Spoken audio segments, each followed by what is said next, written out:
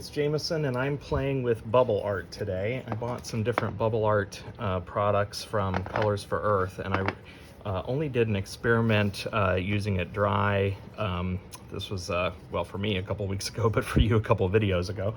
Anyway, I have multiple colors here and I just wanted to actually play today. I've got a full kiln load going in, and so I'm trying to just fill up some space, and I thought, why not make myself some samples and play with this BubbleART. So again, it comes from Colors for Earth. If you don't know Paula McCoy, she's got a channel here on YouTube. I'll drop some links in my video notes. Paula's great, shares lots of wisdom with our glass community. And this product's, let's see, I've got 6 bottles. I actually bought 2 of this Laurel Green, but I've got 5 colors here: Laurel Green, Butterscotch, Parchment, Pink, and Burgundy. And I just wanted to play, to be honest. And so what I'm gonna do is I'm gonna take a little bit of this, you mix it. I think you can use this dry, but really the intention, or what I'm gonna do today, is to use glass medium. So she sells this glass medium, so you're gonna mix it. The instructions say mix with glass medium to a cream consistency, and then put on using a brush and apply between or on top of the glass. So I just grabbed a bunch of scrap Tecta and cut pieces similar in size. My intention is to apply it to the glass and cap it, because I want to really trap those bubbles in and see what it looks like capped. Plus I love the dimension that you get capped. If you do it uncapped, I believe you get kind of a rougher texture. You don't get the same effect, and I want it capped. So that's what I'm going to do. I've got a couple little cups here. I'm just going to take a little scoop of each, mix it with medium, stir it together, apply it to my glass. I've got all different shapes and sizes here, but I just wanted to play. So I'm going to do that, and then it says to fire in the kiln on a full fuse. And I've got, like I said, a full fuse batch going in, and I've got a little bit of space, and so I just wanted to fill some of that space. So I'm going to go ahead and take care of that now.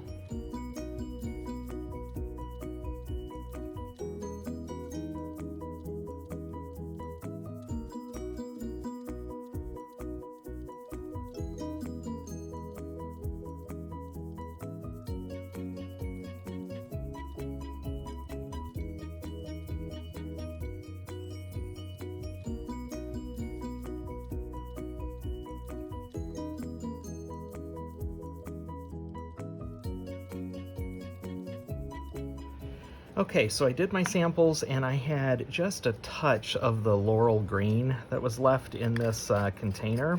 And you know I love copper carbonate. I've used that a bunch, and I thought, what would happen? So I added just a dash. I mean, that copper carbonate likes to bubble like crazy. So I added just a little bit of the copper carbonate to what was left of the green. And then I added just a little bit more medium and put it on here. So this is going to be kind of a random experiment to see what happens. So I'm going to fire these and I'll show you what the results look like. Okay, I have pulled these pieces out of the kiln, and they're awesome. So let me start with the first one. This one was Parchment. Let's see, it might be helpful if I put something under here so you can see a little bit better. This one was the Parchment, and lots of great little bubbles in there. I really like that. That is a cool look. Now, this is the one where you saw me smush down. I made a whole giant mess, and so it did kind of ooze around the edges, and so underneath there's a little bit that fired on there. So you can see that fired kind of dark because it wasn't capped. So clearly just be more careful than I was with it, and it should go just fine. Now, I don't remember in what order I did these, so let's just move on to the next one. This one is Burgundy, and it is beautiful. You get kind of a, peachy wine color. I didn't use as much product on this, clearly, but I like that look as well. Very, very pretty. I think this next one that I did was Butterscotch. I hope I'm probably not showing these in the order that I did them, but it doesn't really matter. Butterscotch, real buttery, nice kind of yellow tones to that. Some really nice bubbles in there. Hopefully you're seeing that okay. Then I did Pink, and Pink is beautiful. It is a nice bubblegum kind of baby pink color. Great bubbles in there. So lots of possibility with that. And then I did Green next. This was the Laurel Green, And I'm real pleased with that. It's got some really nice color. I don't think I mixed it well enough, so I do have some pops of almost kind of blue that are in there because I think I did not mix it well. I was starting to get rushed. Now I had just a smidge of pink that I added in to the green on this end of it, so you can kind of see that in there. That gives a neat look. So I could almost see, you know, trying to almost kind of marbleize that, you could get some really neat effect with that. But I'm real pleased with the color of the green. That's bright green and pretty. And then at the end, remember, I added some copper carbonate to some of the green that I had left, and I got this really cool, you know, turquoisey, watery blue color that came from that. And so that was a fun idea as well. That could be interesting to do to some of these other colors as well. So I'm real pleased with the way these turned out. Now, what am I going to do with these? Well, they were just samples for my own collection here. So I'll probably just hang on to them so that I know what this stuff looks like. But, you know, it has possibility in the future for all sorts of cool things. I think some of this could even be neat jewelry. I'd be interested to see, can you take this and cut it? Maybe I'll take one of these and do that. Take it and cut it up and full fuse it and, you know, see how it does on a second firing. Maybe even set it on end, kind of puddle style. Yeah, why don't I take some of this and do that a little bit, and I'll show you what that looks like next. All right, I chopped up a couple of these, the green, the pink, and then this one that was used copper carbonate, and just put them back in for another full fuse to see what happened, and they did splendid. Some of them I chopped up and then just set back down on the kiln shelf. Some of them I put in on the side so it would kind of puddle out, which is how I got that awesome stripe right down the middle. That's pretty cool.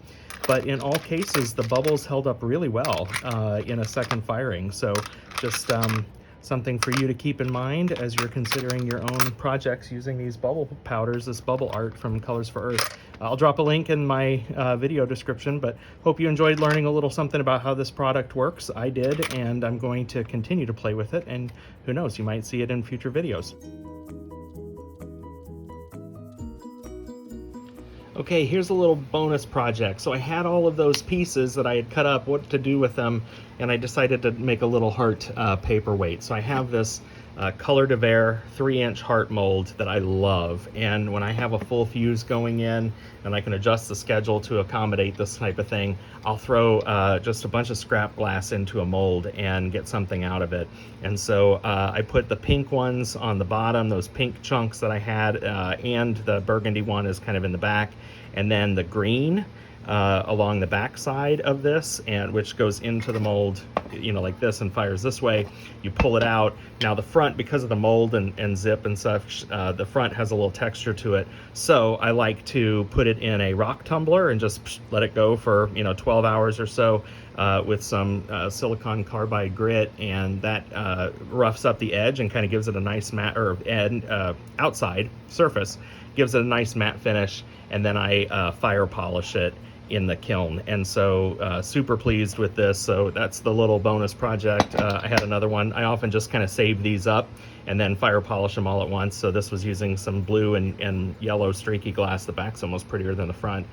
Blue and yellow streaky glass that I had, and in this case with the mold, I cut it into strips and kind of stacked it up into strips in here and full fused it, and then same thing, rock tumbler, fire polish, and it comes out beautiful. So you know, little extra bonus idea with some paperweights here, but that's how I decided to use these bubble pieces that I filmed for you. So all right, now done for real this time. Hope you had a great experience with this video. Hope you learned something as I did. Take care, everybody. Bye-bye.